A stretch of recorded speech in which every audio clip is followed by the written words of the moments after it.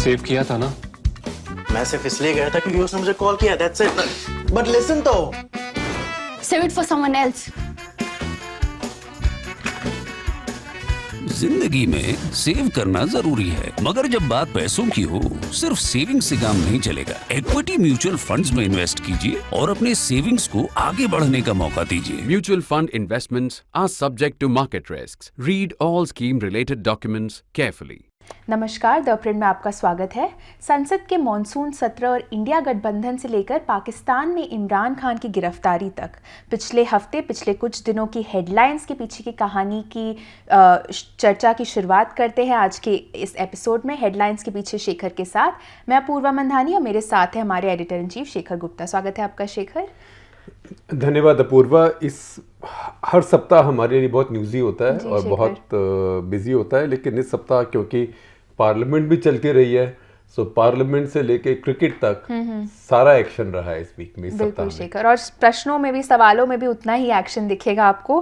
पहला सवाल आ रहा है अनुराग जैन का, जो कि हमारे मेंबर हैं। पूछ रहे हैं कि लैपटॉप पर बैन और विदेशी निवेश पर टैक्स, आईएम्स की ऑटोनॉमी आदि जैसे मुद्दों पर विपक्ष सरकार को निशाना क्यों नहीं बना रही है? क्या उनका थॉट प्रोसेस केवल इस तक सीमित है कि न्यूज़ साइकिल क्या बनेगा? देखिए, न्यूज़ साइकिल को देख के तो सारे राजनेता काम करते हैं जी। लेकिन मैं ये भी कहूँगा कि ये जो आपने इश्यूज बताए, ये भी बहुत महत्वपूर्ण इशू हैं और ये भी न्यूज़ साइकिल का हिस्सा हैं। लेकिन मुझे लगता नहीं कि जो विपक्षी दल हैं उनका माइंड इसमें बहुत साफ बना हुआ है जी। क्योंकि कोई ये नहीं कहना चाहता कि आप आयात कम मत करिए या आयात पे कंट्रोल मत लगाइए, क्योंकि भारत में कुछ लोग करते हैं आर्थिक सुधार आके, लेकिन जनरली जो एक हमारी जो पॉलिटिकल इकोनॉमी है उसमें जो लोगों का व्यू होता है थोड़ा कंट्रोल फ्री की होता है कि जो सरकार कर रही है, सरकार को कुछ करना चाहिए, सरकार का रोल होना चाहिए। तो हमारे यहाँ कोई ऐसा लिबर्टेरियन टाइप व्यू नहीं है या कोई मार्गरेट थैचर या रोनाल्ड रेगन टाइप ऐसा व्यू नहीं है कि आप अर्थव्यवस्था को बिल्कुल को काफ़ी हद तक खुला छोड़े।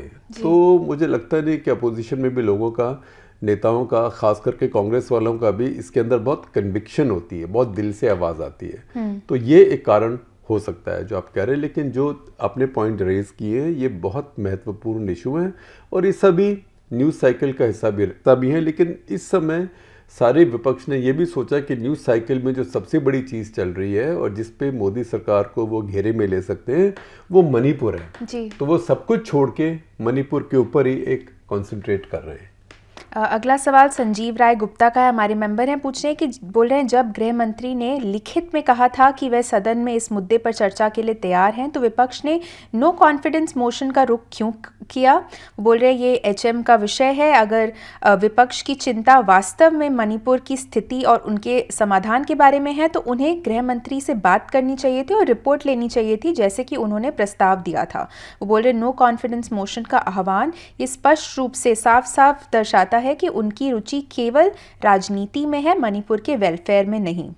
देखिए, पहली बात ये है कि ये मैं आपको बात फिर से बता दूं, मैंने बहुत बार बोली होगी कि मुझे एक बार ओम प्रकाश चौटाला जी ने बोली थी कि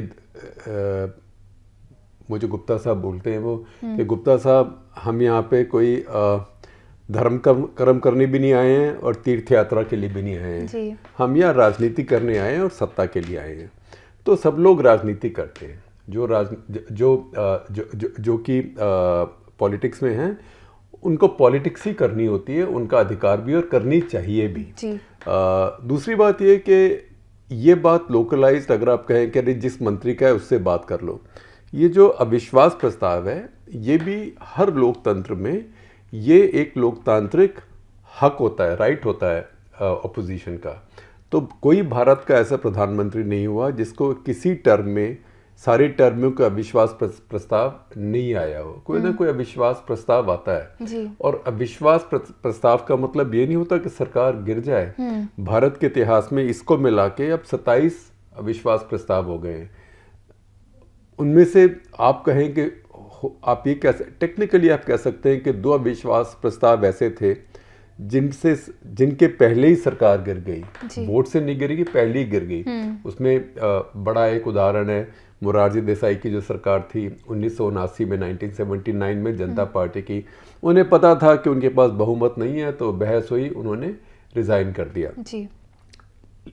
उसके बाद उसके अलावा अविश्वास प्रस्ताव से कोई सरकार गिरती नहीं है। लेकिन अविश्वास प्रस्ताव से क्या होता है कि एक समय मिलता है सबको भाषण देने का, बोल अपनी बात आगे रखने का, और उसका टाइम फिक्स होता है।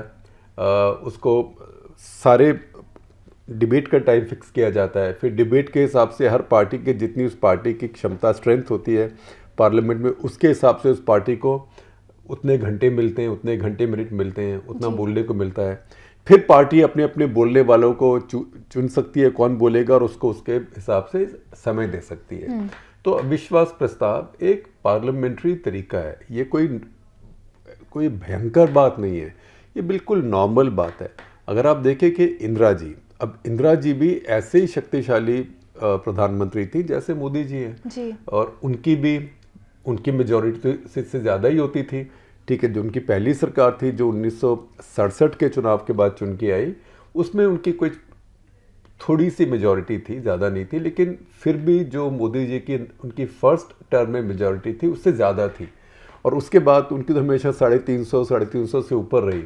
उसके बावजूद इंदिरा गांधी कुल मिला के 1966 फरवरी में आई, 1966 से सन 77 के चुनाव में, जो 77 के पहले ही हुए, सर्दी खत्म होते ही हुए, उसमें वो हार गई। तो आप समझिए कि 11 साल तब वो सत्ता में रही। फिर वो 1980 में दोबारा आई, तो 1980 से 84 तक, जब तक उनकी हत्या हुई, फिर वो रही 4 साल। तो 11 और 4 15, कुल मिला के 16 साल कर लीजिए, उसमें खींच खांच के कुछ महीने उस तरफ, 16 साल एक तरीके से माने जाते हैं। 16 साल में आप सोचें कि उनको कितने अविश्वास प्रस्तावों का सामना करना पड़ा।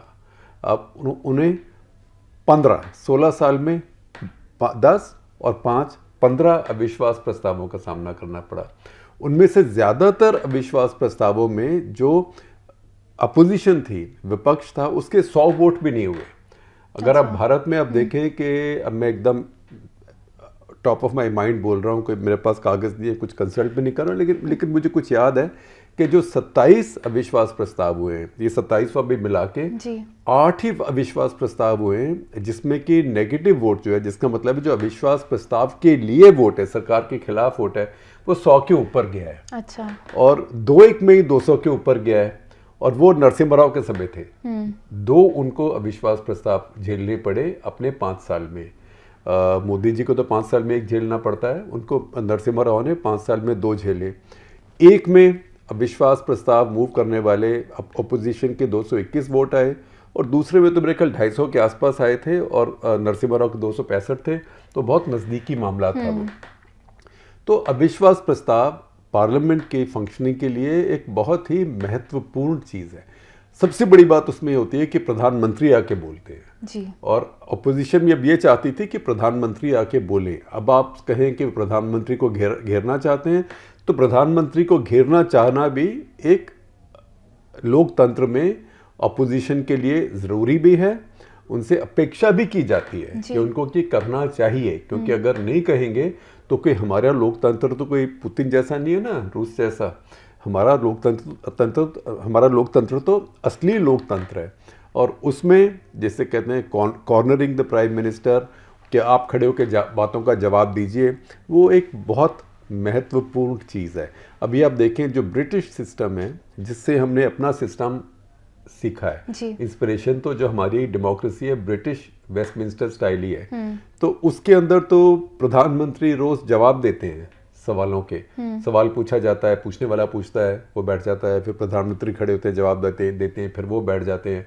तो हमारे यहाँ भी एक ज़माने में होता था ऐसा, नेहरू जी के ज़माने तक, फिर धीरे धीरे ये कम होता गया। इंदिरा जी के ज़माने में कम हुआ, फिर कोई वापस नहीं गया इसको लेके। तो इसमें एक मौका मिलता है कि प्रधानमंत्री से बुलवाएं आप, और वो मैं कहूँगा एक लेजिटिमेट चीज़ है राजनीति में। बिल्कुल। अगला सवाल आदित्य का आ रहा है, हमारे मेंबर हैं, पूछ रहे हैं कि दिल्ली सर्विसेज बिल के पास होने के साथ क्या हमें वास्तव में एक्चुअली दिल्ली में एक इलेक्टेड सरकार की आवश्यकता है, इस बात को ध्यान में रखते हुए कि पुलिस और लैंड से लेकर अब अधिकारियों की नियुक्ति तक हर शक्ति अब केंद्र सरकार के पास है? तो फिर चुनी हुई सरकार का क्या मतलब है जब केंद्र और राज्य सरकार के बीच राजनीतिक मतभेदों के कारण नागरिकों को ही नुकसान झेलना पड़ता है? क्या आपको लगता है कि सरकार धीरे धीरे दिल्ली को उसी स्तर पर ले जा सकती है जहां वे 1991 से पहले थी, जब ये केवल केंद्र सरकार द्वारा शासित थी? देखिए, लगभग ये दिल्ली वहाँ पहुँच ही गया है, क्योंकि इस कानून के पास होने के बाद दिल्ली सरकार के पास कोई बहुत ज़्यादा शक्ति नहीं बची है। ये ज़रूर है कि जो आम आदमी पार्टी है वो भी अच्छी खिलाड़ी है जी। तो वो इसके अंदर भी खेल खेलेंगे, वो इसमें नई पॉलिसी लाएंगे, एजुकेशन के अंदर लाएंगे, हेल्थ के अंदर लाएंगे वगैरह वगैरह, और हर चीज़ को केंद्र नहीं भी रोक पाएगा। लेकिन ये एक मैं कहूँगा कि लगता है कि रीथिंकिंग शुरू हो गई है केंद्र सरकार में, खास करके बीजेपी की केंद्र सरकार में, कि दिल्ली को राज्य होना भी चाहिए कि नहीं।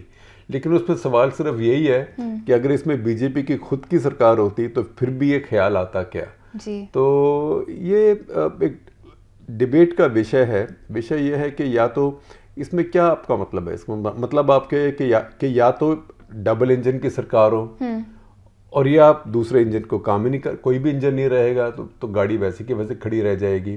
तो दिल्ली का कुछ ऐसा हाल हो रहा है। अब ये बाकी सब राज्यों में कर पाना इतना संभव नहीं होता है, क्योंकि बाकी सब राज्यों का स्पेशल स्टेटस नहीं है जी।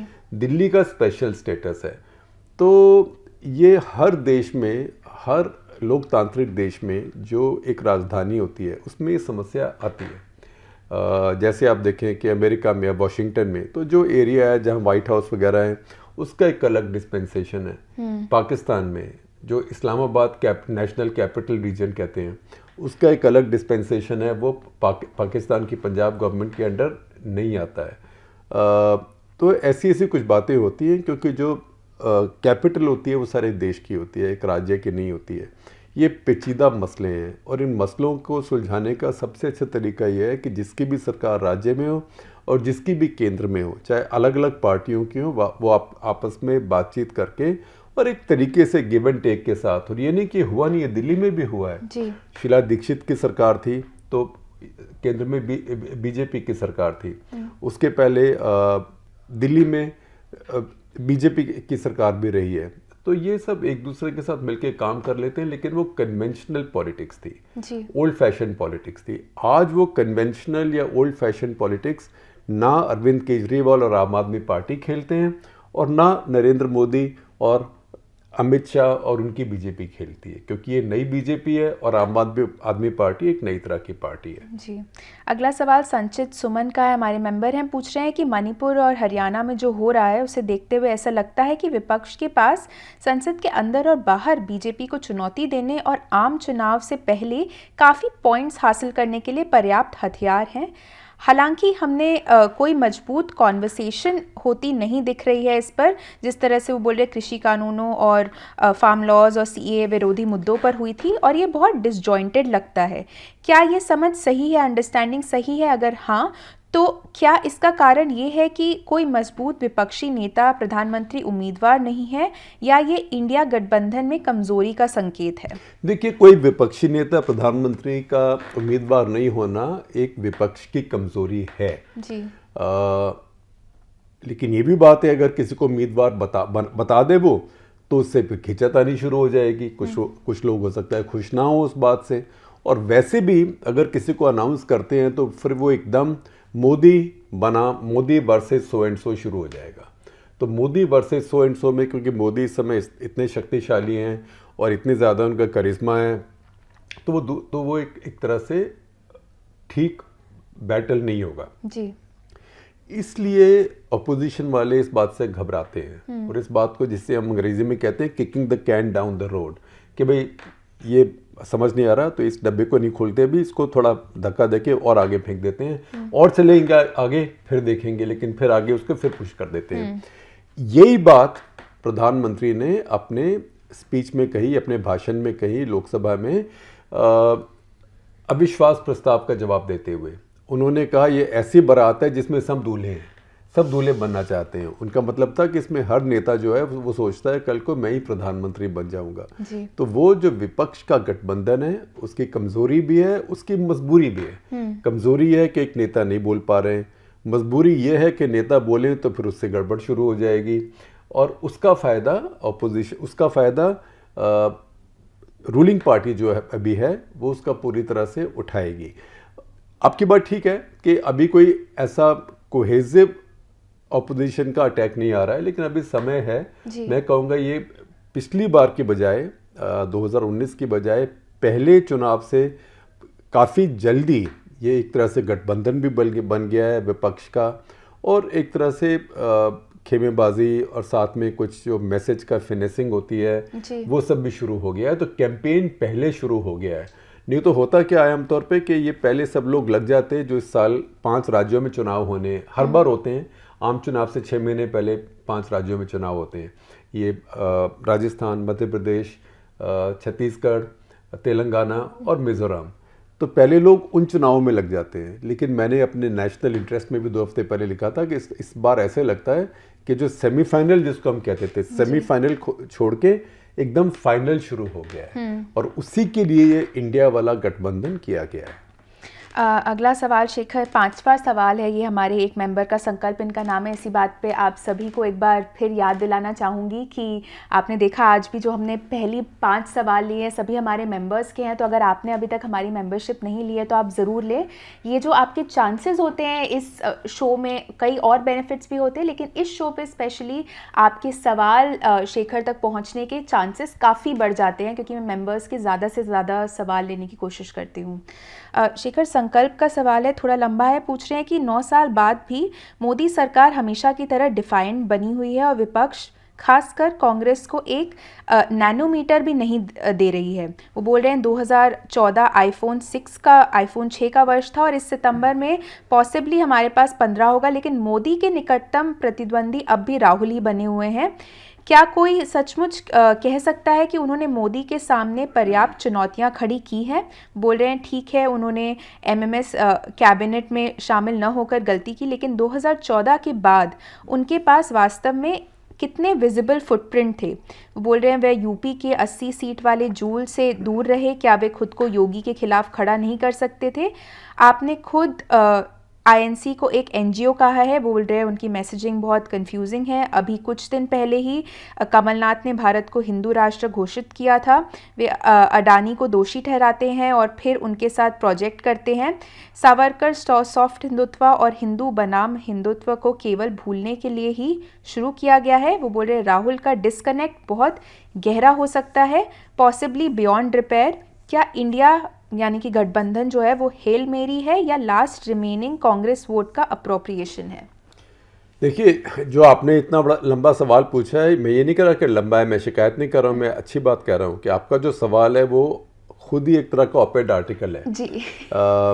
क्योंकि ज़रूर कि कांग्रेस पार्टी के पास वोट है जो 19-20% है, जो कहीं नहीं गया। 2 चुनाव में जो कांग्रेस पार्टी पूरी तरह से वाइप आउट होगी बीजेपी द्वारा, फिर भी ये 19-20% वोट वैसे का वैसे ही है। इसका मतलब ये वोट चाहे जो भी हो जाए कांग्रेस के पास ही आएगा। आप देखें कि भारत में बीजेपी को छोड़ दें, उसके अलावा कोई भी 5 पार्टियां ले लें, चाहे वो यूपी की हों, चाहे वो एनडीए की हों, चाहे दोनों से बाहर की हों, कोई भी 5 पार्टियों का मिला के भी 19-20% वोट नहीं है भारत में। तो कांग्रेस के वोट का महत्व तो है। तो ये बड़ी बात है।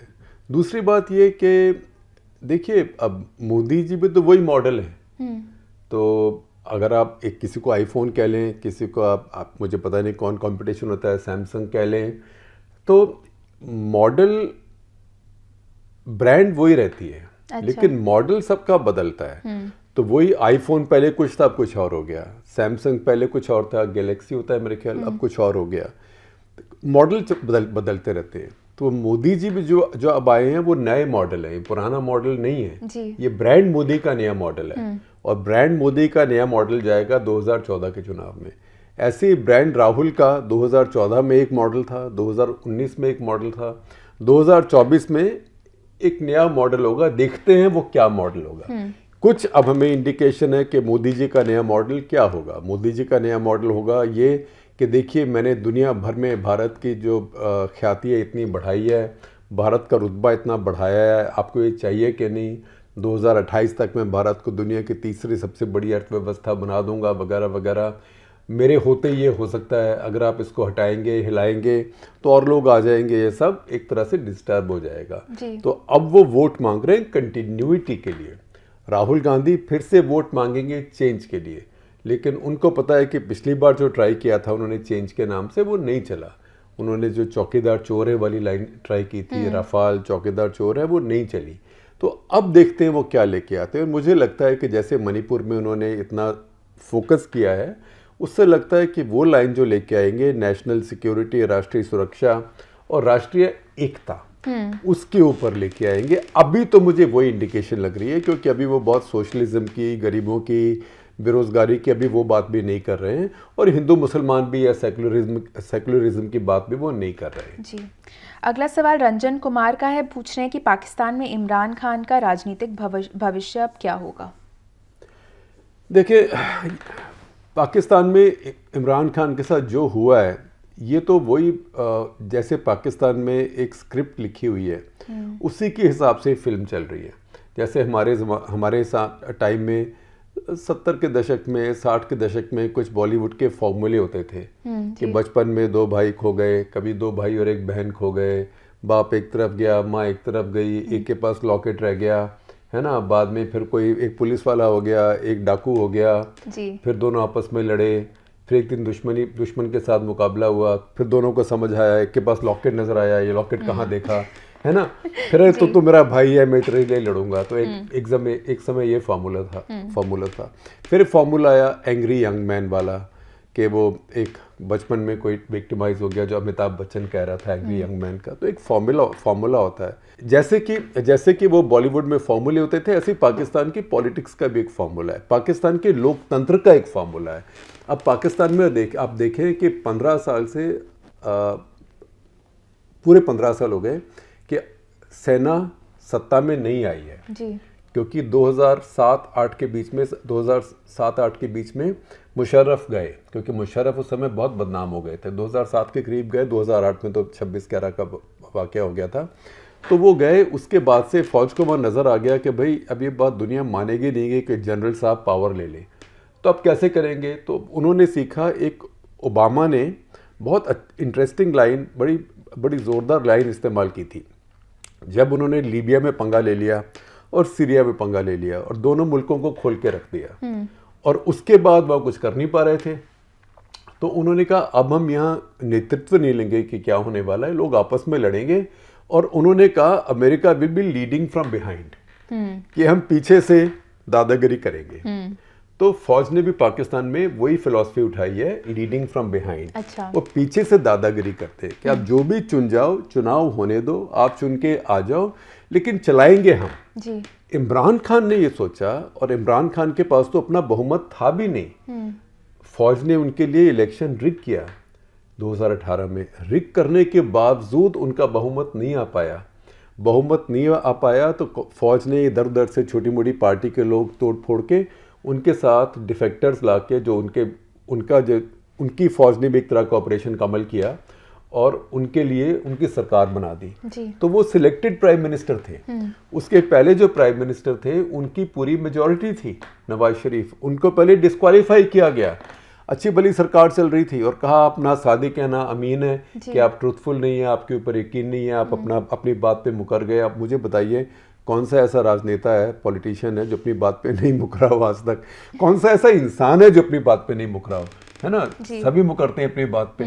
तो वो एक उन्होंने डॉक्ट्रिन लगाया है जो अपने संविधान में डाला हुआ है कि अगर आप सादिक और अमीन नहीं है तो आप गवर्नमेंट ऑफिस नहीं ले सकते। तो उसी के बहाने उनको निकाल दिया गया, फिर उनको डिस्क्वालीफाई कर दिया गया 10 साल इलेक्शन नहीं लड़ सकते।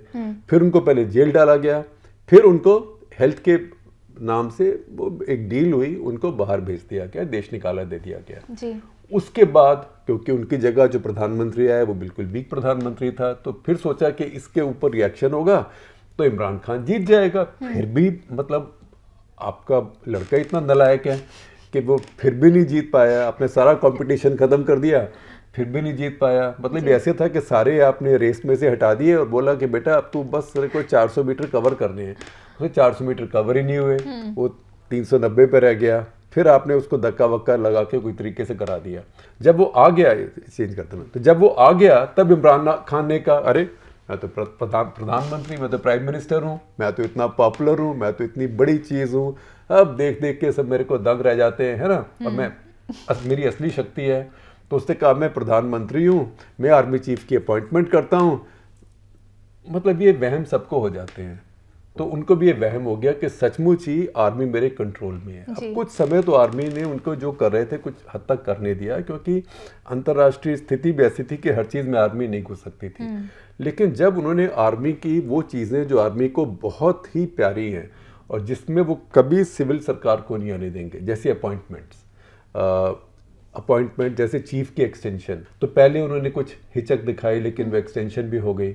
उसके बाद आईएसआई चीफ की अपॉइंटमेंट, तो जो आर्मी चीफ थे उनको एक और चीफ आईएसआई चीफ चाहिए थे, इमरान खान को एक और आईएसआई चीफ चाहिए थे। तो एक आईएसआई चीफ थे, आपको याद होगा, आपको भी याद होगा कि वो एक बड़ी फ़ोटो आई थी कि जब तालिबान का राज हो गया काबुल में, तो पाकिस्तान के आईएसआई के चीफ वहाँ गए थे और बड़े कैजुअल तरीके से चाय का कप, सॉसर, प्लेट और कप लेके खड़े हुए हैं और तालिबान नेताओं के साथ बात कर रहे हैं।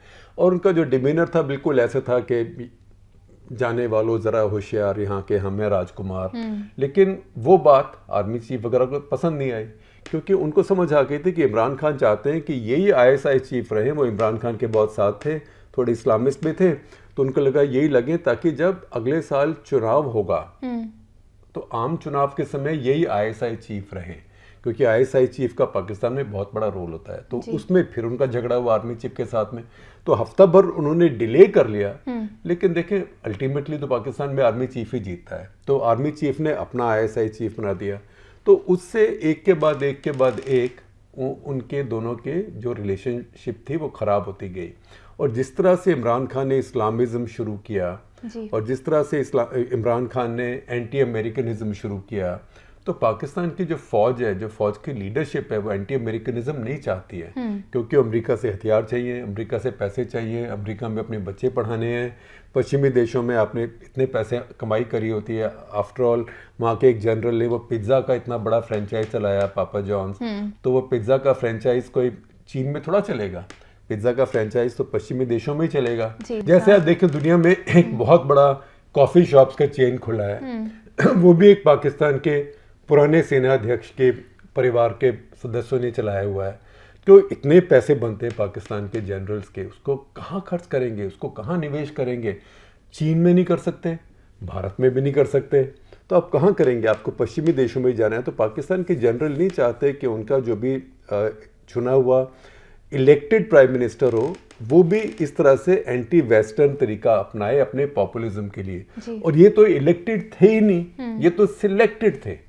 तो ये अब पाकिस्तान में गड़बड़ हुआ है। अब ये जो हो गया, अब देखने की बात यह है कि ये तो हमेशा के लिए, जैसे मैंने बताया, फॉर्मूला है कि वहाँ पे आदमी इलेक्ट होता है, उसकी फ़ौज मदद करती है, फिर वो पावर में आ जाता है, फिर सोचता है कि मैं असली प्राइम मिनिस्टर हूँ।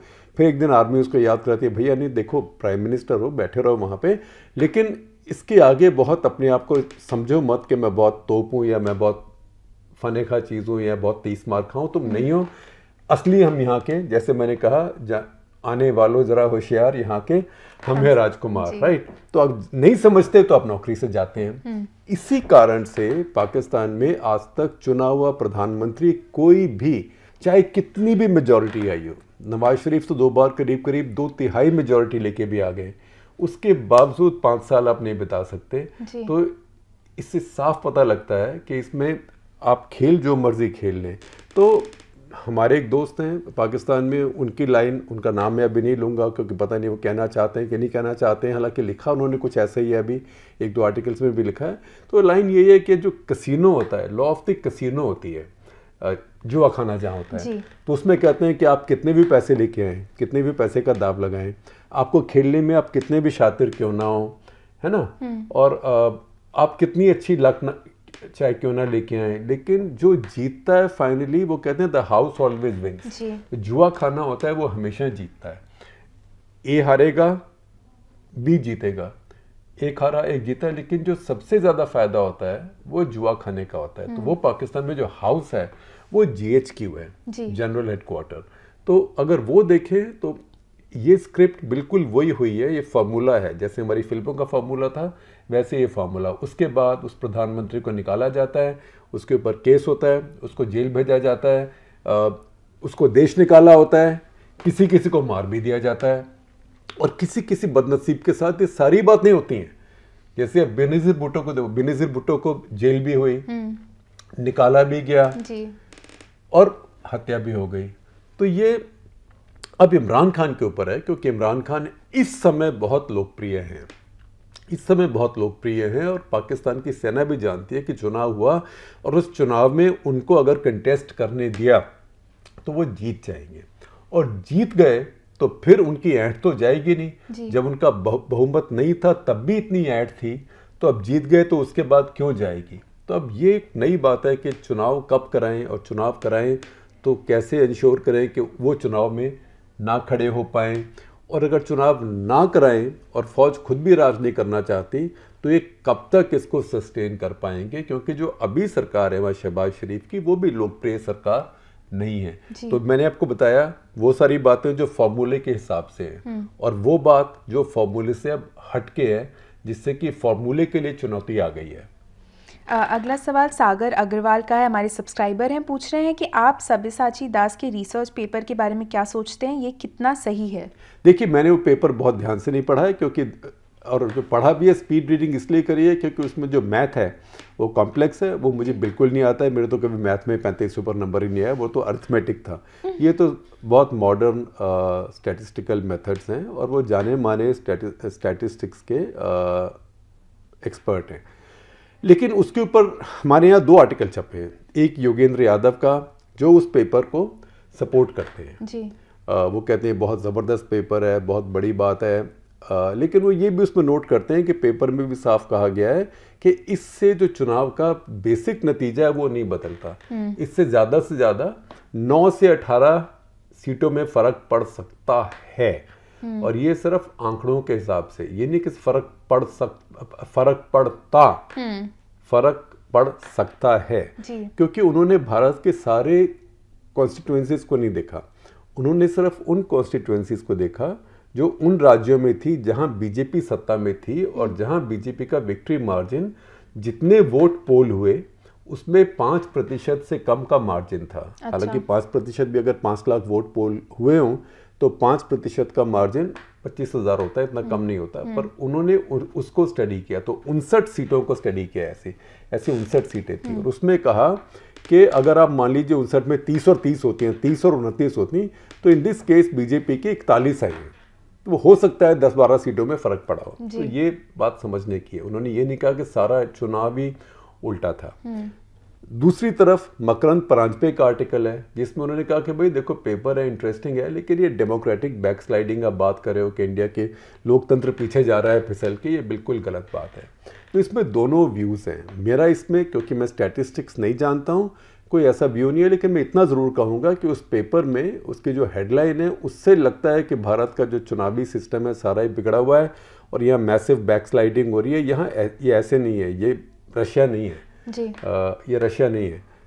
चुनाव बाय एंड लार्ज फेयर होते हैं, ठीक है, चुनाव के पहले तरीके, कैंपेनिंग, किसके पास कितने रिसोर्सेज हैं, वो सब बातें हैं जी। लेकिन इस पेपर में भी ये कहा नहीं गया कि हमारा जो चुनाव प्रोसेस है वो इलेजिटिमेट है। अब समस्या ये है क्योंकि ये ट्विटर पर शेयर हुआ, तो इसके ऊपर सारी डिबेट भी एकेडमिक सर्कल्स में नहीं हो रही है पेपर पढ़ के, वो ट्विटर पे हो रही है ट्वीट पढ़ के एक दूसरे के, और उसके ऊपर वो पोलराइज्ड डिबेट हो रही है, इस पर एकेडमिक डिबेट नहीं हो रही है। पेपर अगर आप पढ़ना चाहें तो पूर्वा आपके साथ उसका लिंक एक शेयर कर देंगे डिस्क्रिप्शन के साथ में, आप देखिए। साथ में उसके जो 2 आर्टिकल्स हमने कैरी किए हैं, एक योगेंद्र यादव का और एक मकरंद परांजपे का, जो भी जाने माने प्रोफेसर हैं, वो भी आप शेयर कर दीजिएगा। शिखर, अगला सवाल वसीम का है। बोल रहे हैं पाकिस्तान से हाय आपको बोल रहे हैं मैं क्यूरियस हूँ कि भारतीय राजनीति में पाकिस्तान एक चुनावी मुद्दा क्यों है। वो बोल रहे हैं हमारे पिछले 3 राष्ट्रीय चुनावों में हमारा ध्यान केवल आंतरिक मुद्दों पर था, सिर्फ ये कहते हुए कि भारत सहित हमारे पड़ोसियों के साथ संबंधों में सुधार करना है। आप लोग अपनी राजनीति में अपने आंतरिक मुद्दों पर ध्यान क्यों नहीं देते? देखिए, पहली बात है वसीम भाई, आपका बहुत बहुत शुक्रिया, आपने लिखा हमें। और आपकी पहली बात ठीक है कि पाकिस्तान के चुनावों में अब भारत फीचर नहीं करता है। पिछले 3-4 चुनाव मैंने देख लिए, भारत फीचर नहीं करता है क्योंकि पाकिस्तान के अपने मसले जो हैं वो ही टॉप में रहते हैं। भारत फीचर नहीं करता है और फॉरेन पॉलिसी भी इतनी ज़्यादा फीचर नहीं करती है। हमारे यहाँ भी पहले से बहुत कम हो गया है। ये ज़रूर है कि पिछले चुनाव में क्योंकि पुलवामा में अटैक हुआ, उसके बाद एक वो इशू बन गया, लेकिन फिर भी पाकिस्तान के प्रति भारत की क्या पॉलिसी है, पाकिस्तान क्या कर रहा है, 2014 में मैं कहूँगा कुछ हद तक था। और वो इसलिए था क्योंकि नरेंद्र मोदी जो चैलेंज कर रहे थे उस समय, उस टाइम मनमोहन सिंह सरकार को, ये दिखाने के लिए था कि मनमोहन सिंह सरकार कमज़ोर है। क्योंकि उसके पहले हमारे यहाँ बहुत दहशतगर्दों के हमले हुए थे, ख़ास करके बम्बई में ब्लास्ट हुए थे और बम्बई में 26/11 का बहुत ज़बरदस्त एक अटैक हुआ था, तो उसकी बैकग्राउंड थी। लेकिन जो हमारी, अगर आप लार्जर डिबेट देखें तो उसमें पाकिस्तान अब फेड होता जा रहा है जी। पाकिस्तान पे ज़्यादा बात होती भी है तो पाकिस्तान की अपनी इंटरनल पॉलिटिक्स की बात हो रही है। इमरान खान क्या कर रहे हैं, PML क्या कर रही है, पाकिस्तान की सेना क्या कर रही है। तो पाकिस्तान जो भारत की रडार स्क्रीन पे इस समय भी आप देखें, अभी सारा पार्लियामेंट में डिबेट हुई तो उसमें चीन का 3-4 बार मेंशन हुआ, लेकिन पाकिस्तान का मेंशन तो मैंने सुना ही नहीं कि हुआ जी। तो ये कुछ बातें हैं। बाकी अब देखते हैं जब तक चुनाव तक, इलेक्शन तक हम पहुंचते हैं कैंपेन, तो ये कैसे कैंपेन डेवलप होता है। आखिरी सवाल आज का ले रही हूँ। सूरज जो हमारे मेंबर हैं पूछ रहे हैं कि जो West Indies team world cup के लिए क्वालिफाई तक नहीं किया, जिसने उस टीम ने भारतीय टीम के दांत खट्टे कर दिए, आपके विचार में भारतीय क्रिकेट टीम की ये हालत कैसे हो गई? क्या राहुल द्रविड़ को बदल कर नया कोच लाना चाहिए? देखिए, पहली बात तो ये है कि किसी भी दूसरी टीम को इतना हल्के नहीं लेना चाहिए। तो वेस्ट इंडीज़ ठीक है क्वालिफाई नहीं की, लेकिन आप देखेंगे पिछली बार तो फ्रांस ने फुटबॉल वर्ल्ड कप में क्वालिफाई नहीं किया, तो इसका मतलब थोड़ा कि फ्रांस कोई बहुत कमज़ोर टीम हो गई क्योंकि वो क्वालिफाई करना वर्ल्ड कप में। इसका मतलब ये भी है कि बाकी टीमें, अब जैसे आयरलैंड है, अफगानिस्तान एक नया आ गया है, नई टीमें भी तेज़ हो रही हैं, तो ये कंपटीशन हमेशा रहेगा। और अच्छी बात है अगर क्वालिफिकेशन में भी दिक्कत हो जाए पुरानी टीमों को, इसका मतलब है नई टीमें आ रही हैं। दूसरी बात, वेस्ट इंडीज़ की समस्याएं हैं क्रिकेट में बहुत, क्योंकि सबसे बड़ी बात जो हम भूल जाते हैं कि वेस्ट इंडीज़ एक देश नहीं है, ये बहुत देश हैं जो मिलके खेलते हैं एक झंडे के अंडर। तो हर आइलैंड अलग कंट्री है, गायना अलग है, बारबेडस अलग है, एंटीगा अलग है, ये सब अलग अलग है, ट्रिनिडाड एंड टोबैगो अलग है, सब अलग अलग है। तो सब मिलके फिर एक तरह से क्लब एक साथ, जैसे आप सोचें कल को एक सार्क की एक टीम बन जाए, भारत, पाकिस्तान, श्रीलंका, मालदीव, नेपाल वगैरह, भूटान, सबको मिला के, तो ये इस तरह से वेस्ट इंडीज़ की टीम होती है। तो उनका बोर्ड भी थोड़ा सा ठीक से कंट्रोल नहीं कर पाया और बोर्ड अपने प्लेयर्स का ध्यान नहीं रख पाया, इसलिए ज़्यादातर जो अच्छे प्लेयर्स हैं वेस्ट इंडीज़ के, वो वेस्ट इंडीज़ के लिए अब टेस्ट क्रिकेट खेलते ही नहीं हैं। और कई तो वेस्ट इंडीज़ के लिए लिमिटेड ओवर्स भी नहीं खेलते, वो कहते हैं हम यहाँ क्यों खेले, हमें कुछ मिलता नहीं है, इससे अच्छा दुनिया भर में लीग्स आ रही हैं। IPL भारत में है, बिग बैश लीग ऑस्ट्रेलिया में है, कोई एक और लीग अब शुरू हो गई साउथ अफ्रीका में, तो हम सब अमेरिका में शुरू हो रही हैं। अब हम सब इन लीग्स में खेलेंगे, हमारे पैसे बनते हैं। तो वहाँ के बोर्ड ने बहुत गड़बड़ करी है, लेकिन उसके बावजूद इस टीम को हल्के से नहीं लेना चाहिए, क्योंकि यही वेस्ट इंडीज़ टीम ने पिछले साल इंग्लैंड को होम सीरीज़ में, अपने यहाँ की सीरीज़ में, टेस्ट सीरीज़ में हराया है। तो ये इतनी लाइटली लेने वाली टीम नहीं है। उसके बाद जो आपने बात की भारतीय टीम के बारे में, भारतीय टीम अभी ट्रांजिशन में है जी। सो हर टीम की साइकिल होती है, तो अप साइकिल होती है, फिर डाउन साइकिल होती है। तो ऑस्ट्रेलिया की पहले डाउन साइकिल थी, उससे अब बाहर निकल आए, अब साइकिल पे आ गए। इंग्लैंड की अप साइकिल थी, अब देखिए इंग्लैंड की, क्योंकि जो उनके बॉलर्स हैं वो अब रिटायर हो रहे हैं, ब्रॉड अभी हो गए, एंडरसन अभी 41 साल के हो गए, कब तक और खेलेंगे। मार्क वुड हैं, लेकिन वो भी बीच बीच में इंजर्ड हो जाते हैं, क्योंकि फास्ट बॉलर्स आजकल बहुत मुश्किल है, फास्ट बॉलर्स के ऊपर वर्कलोड बहुत ज़्यादा है जी। तो इंग्लैंड की भी अभी बॉलिंग वीक हो रही है। भारत की जो असली जो स्ट्रेंथ थी, भारत की जो बैटिंग थी, जो भारत के बैटर हैं, चाहे रोहित हों, चाहे आप देखें कि भारत का नंबर 1, अगर आप देखें नंबर 1 बैटिंग ऑर्डर में शुभमन गिल को छोड़ के अगले 5 को देखें तो उनकी औसत उम्र 35 के आसपास है।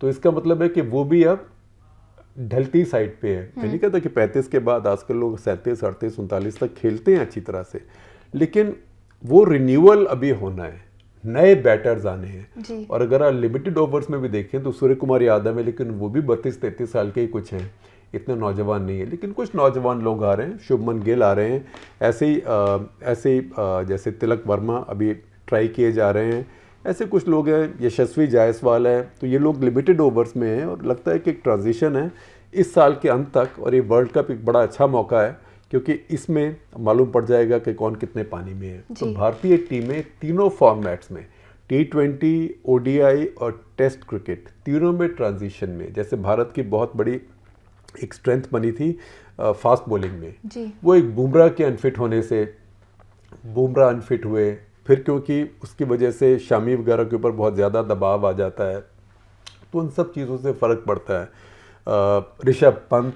इंजर्ड हो गए, फिर मिडिल ऑर्डर में एक और नौजवान खिलाड़ी आए श्रेयस गिल, वो इंजर हो गए। ऐसे ही खास करके लिमिटेड ओवर्स में KL राहुल, उनको इंजरी हो गई। तो ये कई बार इंजरी भी एक साथ आती है। तो ये सारी चीज़ें हैं भारतीय क्रिकेट की, और मैं समझूंगा कि ये एक साइकिल है, अब ये साइकिल भी बदलेगी और भारतीय क्रिकेट फिर से ऊपर जाएगी। चलिए, इसी बात पे हमारा आज का एपिसोड यहीं खत्म होता है। आशा करती हूँ आपको एपिसोड पसंद आया हो। हमसे जुड़ने के लिए आप सभी का बहुत बहुत धन्यवाद।